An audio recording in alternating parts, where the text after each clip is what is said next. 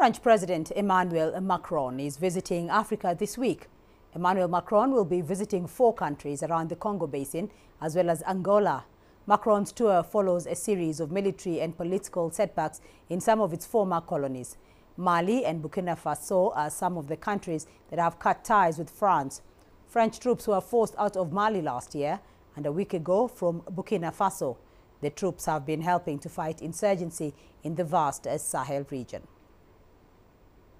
Well, let's get more now from Leonard Mbulle-Nziege, a political analyst and economist based in Cape Town.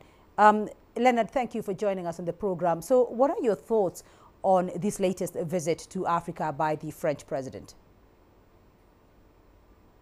Good afternoon, and thank you for having me. As you rightly noted, the visit by French President Macron to Central Africa from 1st to 5th March is coming amidst a set of setbacks that the French foreign policy has experienced over the last few months, particularly in French West and Central Africa, which has historically been France's geopolitical sphere of influence. So in this regard, we can tell that President Macron's visit is in order to reestablish French influence in the Central African region, and more so to be able to garner more support, not just in terms of France's overall foreign policy in Africa, because today French President Macron is going to present the new orientation with respect to France's foreign policy engagements in Africa, and also just to reestablish ties with long-standing allies such as Gabon, Congo-Brazzaville, as well as DRC, and also to really extend its influence as well to Lusophone countries like Angola, which President Macron has been trying to really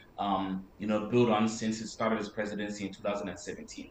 So does Paris, though, need to change their strategy for Africa after suffering those series of military and political setbacks that you've mentioned in some of its former sphere of influence?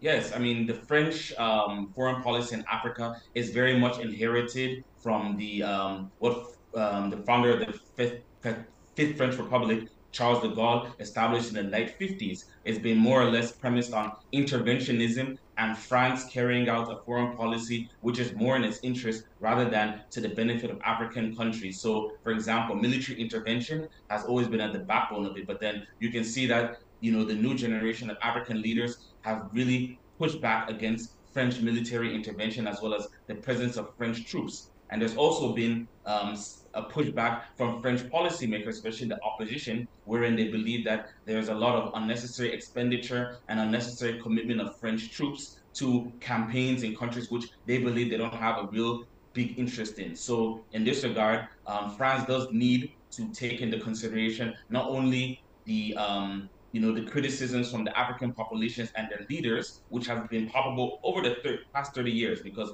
what you've been seeing in Burkina Faso and Mali, as well as Central African Republic, is just a culmination of long-standing resentment, as well as within the French domestic political as well as population circles.